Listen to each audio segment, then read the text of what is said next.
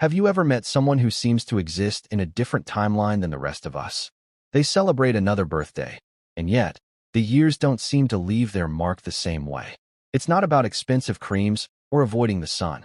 In fact, many of them don't even think about aging. They are simply living, and something about that living makes time appear to stand still. Then comes that familiar moment. A pause in the conversation, a look of genuine puzzlement, and the question that always follows. Wait, how old are you really? People think it's a compliment about your skin, but what they are reacting to is far deeper. They are sensing your energy, a vitality that hasn't surrendered to the weight of years.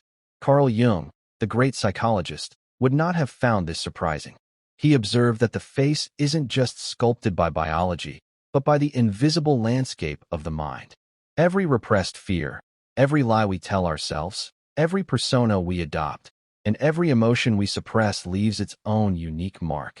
We imagine the clock dictates our appearance, but often, it is our unresolved internal conflicts that age us long before the calendar does. This brings us to a fascinating question. The face is the mirror of the mind, not just the years. If people consistently tell you that you look younger than you are, perhaps your soul has been protecting something precious that many people lose without noticing. Today, we are going to explore 7 hidden psychological reasons why some individuals possess an ageless presence. Pay close attention, because one of these might just unlock a secret you have always felt about yourself, but never had the words for. And the final reason is precisely what Jung identified as the separator between those who merely grow old and those who continue to grow alive. Before we continue, if you are interested in exploring the hidden blueprints of the mind and the wisdom of Jung, consider subscribing to Winds of Thought. We delve beneath the surface to find the parts of ourselves that most people rush past. The first reason is deceptively simple. It's something we all had, but most adults abandon without a second thought. At some point, we stop truly experiencing life. We still wake up, work, and socialize, but a vital part of us falls asleep. We lose our curiosity. We stop staring at the sky and wonder. We stop asking questions without practical answers. We stop wondering. Jung believed the psyche is a growing thing. It doesn't merely want to survive, it wants to expand. And this expansion begins with curiosity. It is the language of the soul. A child sees the world as a vast mystery. An adult, all too often, sees a world they've already figured out. But maybe you never let that part of you die. Even today, maybe an ordinary sunrise stops you in your tracks. Maybe a new conversation changes your perspective. Maybe you still get excited by a new idea or a dream. That sense of wonder is more powerful than it seems. It keeps your mind agile, and a supple mind rarely succumbs to emotional aging. People aren't just seeing youth in your face. They are seeing life still dancing in your eyes. There is a world of difference between being alive and truly living. The second reason lies hidden in experiences we rarely speak about. We all carry pain, from betrayals, failures, or deep loss. The pain itself isn't what ages us. It's the relationship we build with it. Most people are unknowing hoarders of hurt. They replay old arguments. They hold on to guilt. They carry resentment for those who have moved on. Every unresolved emotion becomes a stone in a mental backpack. Over time, this weight manifests physically. Shoulders slump, smiles are cautious, the eyes lose their warmth. But maybe your story is different. Not because you escaped suffering, but because you let it teach you how to let go. You allowed yourself to cry, you questioned your role, and you searched for meaning rather than vengeance. Gradually, you discovered that healing isn't pretending you aren't hurt. It's letting the hurt complete its journey. Jung insisted that what remains unconscious controls us. But once we bring it into the light, it begins to transform. You learn to travel lighter. People see you and think you look young, but they are really seeing the emotional baggage you have refused to carry into tomorrow. The third reason is something modern society constantly urges us to forget. Along the way, most of us become actors. We learn which version of ourselves gets applause and which one needs to be hidden. We smile on the outside while we're crying inside. We agree when we want to speak our minds. We build a persona to be admired, not understood. Jung called this the persona, a necessary mask for society, but a trap when we forget it's just a mask. Imagine wearing a suit of armor every single day. It feels safe initially, but eventually it is exhausting. So it is psychologically. Acting like someone you aren't drains your emotional battery. It creates tension, and that tension writes itself on your face. But maybe life forced some of your masks off. Perhaps a failure stripped away the need for approval. Perhaps heartbreak taught you that external validation is fleeting. Through this, you became more authentic, and authenticity is incredibly relaxing. When the war between your inner self and your outer act ends, your body relaxes. Your breathing deepens, your eyes soften, and your face becomes effortless. People call it looking younger. Jung might have called it something else. The beginning of individuation, the path to becoming who you really are.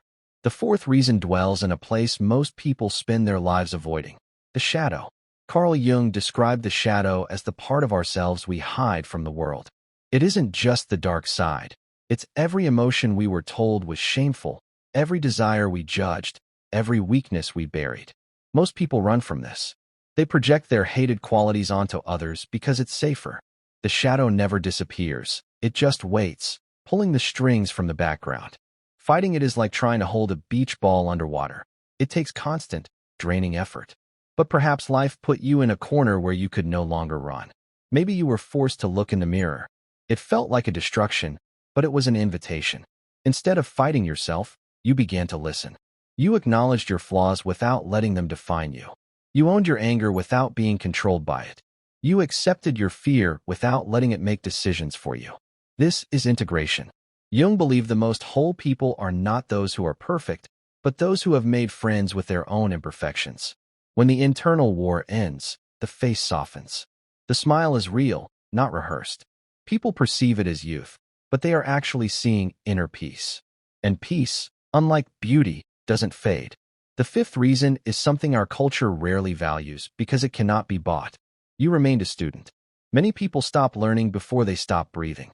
They cling to their opinions and defend old beliefs because change is uncomfortable.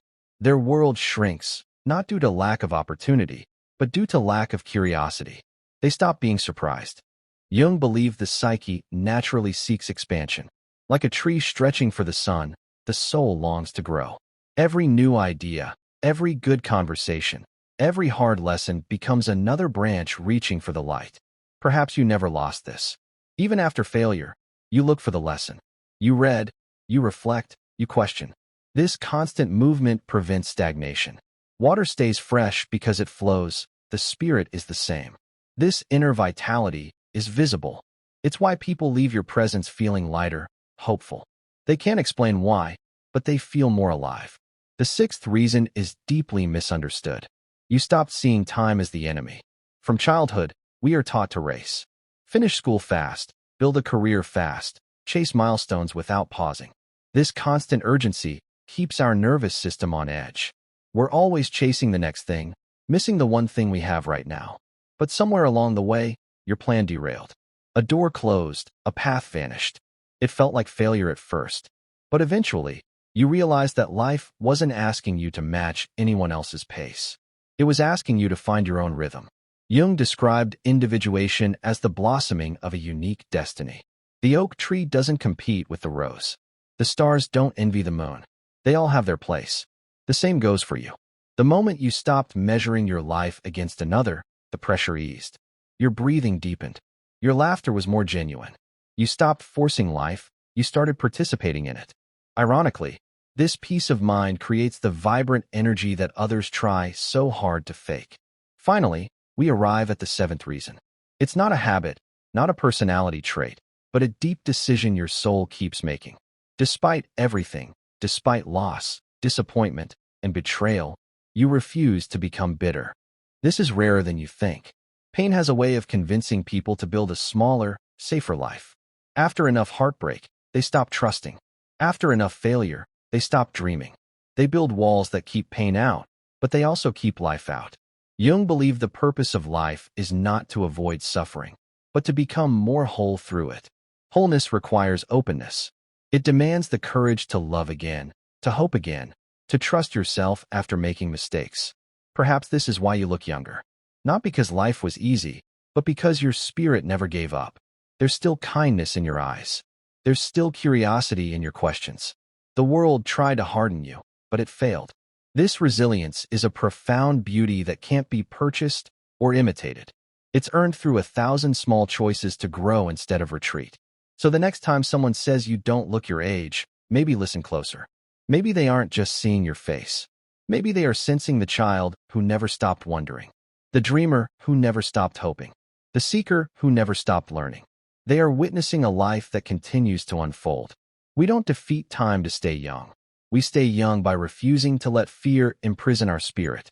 Every time you choose awareness over denial, your spirit breathes easier. Every time you drop a mask, you shine brighter. Every time you embrace the shadow, you reclaim your life. Now I leave you with a final question. When you look in the mirror, do you only see the count of years, or can you also sense the age of your soul? Because the body obeys the calendar, but the soul marches to a stranger drummer. It follows courage, curiosity, and truth. Those who walk that path often find the most youthful part of themselves wasn't their face. It was their spirit all along. If this journey spoke to you, please join the conversation in the comments, and remember to like this video for more content from Winds of Thought.